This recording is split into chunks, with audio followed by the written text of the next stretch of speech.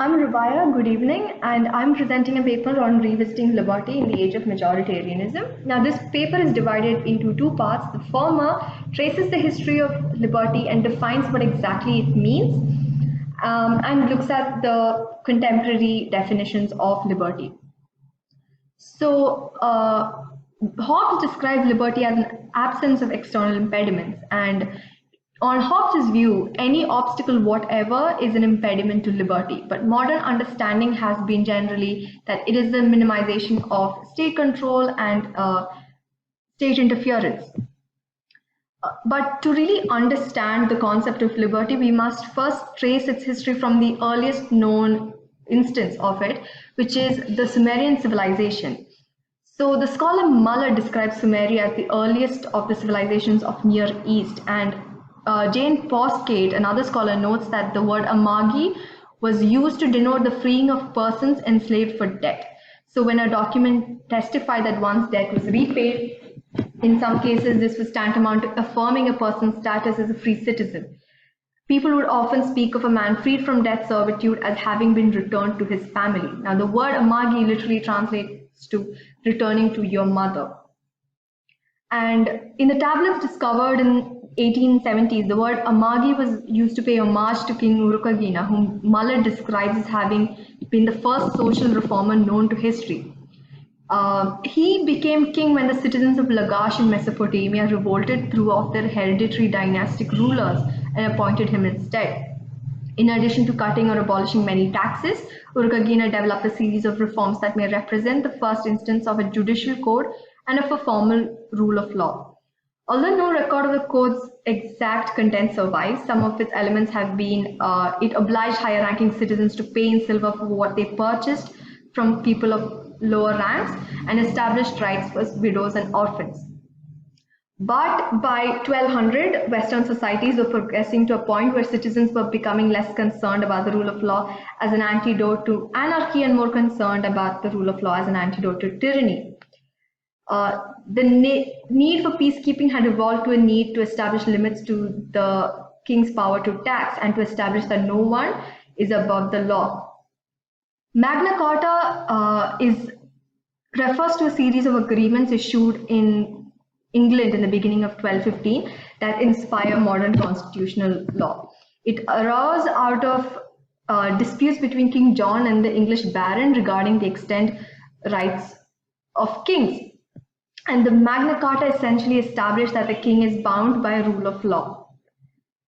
So around 1250, jurist Henry D. Bracton famously declared that the king must not be under man, but under God and under the law, because law makes the king. And the articles of Magna Carta underwent a steady process of revision and reinterpretation, and thus became part of an ongoing legal and political reflection, slowly coming to permeate English thought and to affect ordinary citizens. Between 1331 and 1368, Parliament enacted 6 laws that gave substance to such phrases from the Magna Carta as lawful judgment of peers, law of the land, and freeman. Thus, rights of trial by jury were secured, together with procedural rules governing lawful arrest and expansion of equal standing before the law, so as to include any man, whatever condition he or whatever estate or condition he may be in. And another example is the essay written by Marsilius of Padua, which appeared in 1324. And it denied the Pope and the clergy in general any authority in secular matters. Now, this document was very important in really redefining what liberty meant and gave it a very secular nature. Now, Hobbes is generally treated as one of the first and greatest social contract thinkers. And he is an advocate of unlimited monarchy. But in Hobbes' theory, a Leviathan's authority is almost absolute along a particular dimension, which means a Leviathan is authorized to do whatever it takes to keep the peace. This special end justifies almost any means, but does put a limitation on the power of the Leviathan, which is it is to keep the peace and no more, not to do everything worth doing, but simply secure the peace. And so in this way, he can be considered as limited in proposing a very limited government. He didn't take for granted that the Leviathan or any political arrangement was justified, and he asked whether subjects had reason to obey and treated the question as important. Interpreted as an antidote to tyrannical government, perhaps the essence of a maturing rule of law is the principle that citizens are entitled to due process, which is to say that police, courts, and other agencies are expected to operate according to the rule of law.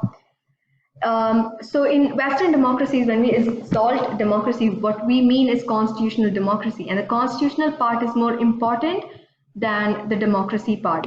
Democracy has to be limited in a democracy properly understood. There are things that other people do not get to do to us, not even if they are in the majority. And the scholar Thomas Cristiano considers it part of the essence of democracy that a simple majority vote is not enough to legitimize depriving a minority of its right to vote. And the essence of a democracy is that not people vote on whatever they want, but that every adult has a say in how she or he is governed.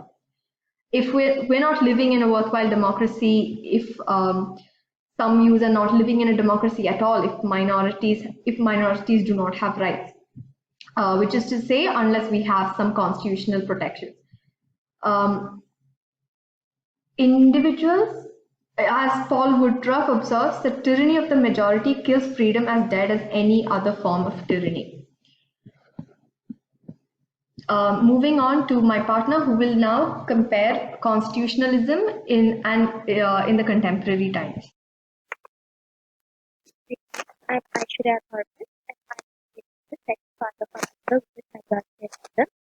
Throughout this paper, we'll be dealing with majoritarianism in different countries, the constitutional provisions that provide for liberalism and majoritarianism, and the position in India. Look at different countries. For this purpose, we have analyzed three countries: Hungary, Poland, and Sri Lanka. With respect to Hungary, the Hungarian Civic Alliance, under the leadership of Prime Minister Viktor Orban, led the country into a majoritarian form of government. It has changed the constitution of Hungary 6 times, taken control of state media, replaced judges with appointees who supported the government, enacted repressive NGO laws, and so on. This is against the European liberal ideology, which allows people to be free to do what they want as long as they don't violate the rights of another person. Freedom of expression, free speech, free and fair election are all characteristics of liberalism. In Hungary, the Organization for Security and Cooperation in Europe has found out that elections in the country are not free and fair. News channels and the press broadcast information that is favorable with the ruling party. Hungary's electoral gives out the least proportional results in the entire European Union.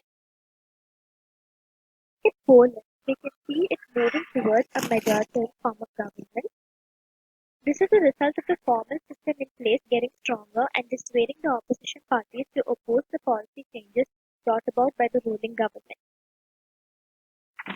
If you take a look at the history of Poland, which dates back to 1989, provisions were established to prevent the growth of strong parties. And for this, a consensus model was set up.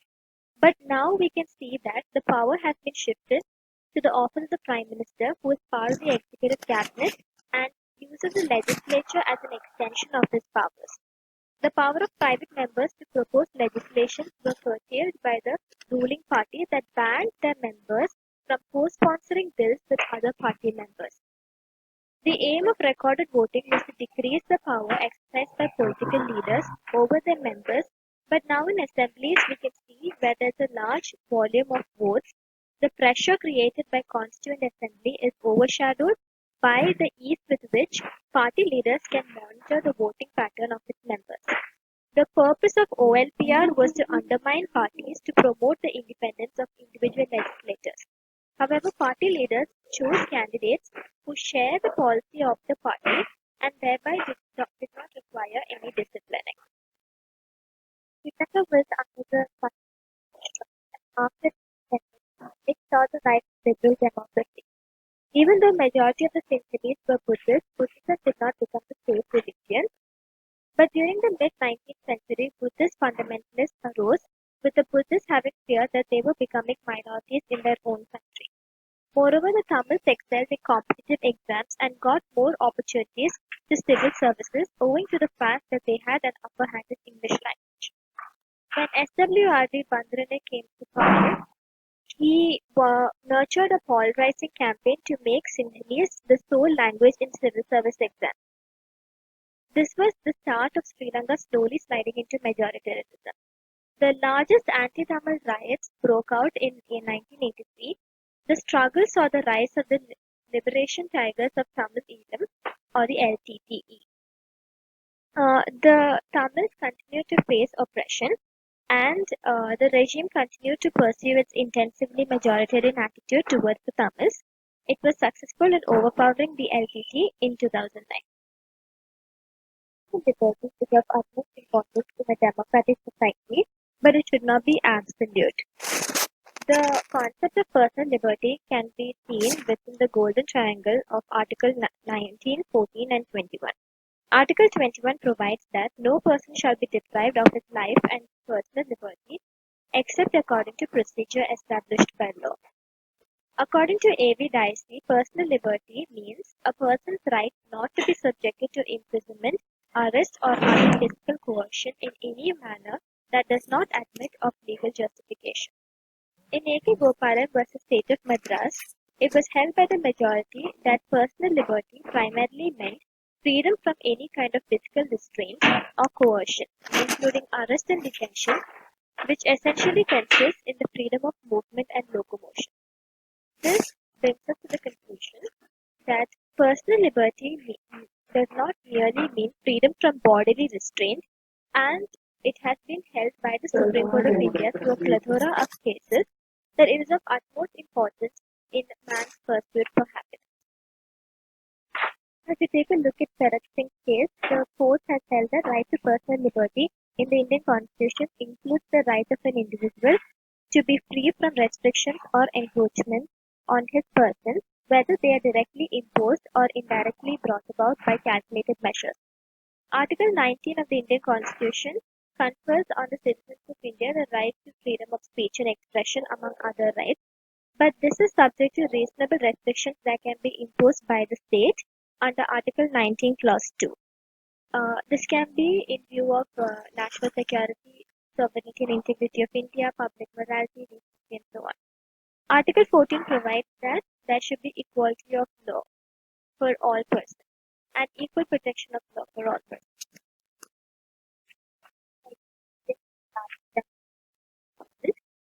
No democratic society can compromise on the fundamental principle that each individual is treated equally. The problem of majoritarianism has arisen in modern India. De jure, India remains a democracy, but de facto, India is slowly transforming into a majoritarian democracy. Majoritarianism is often perceived as bad for two main reasons. First, it asserts the superiority and dominance of the majority community over the minorities.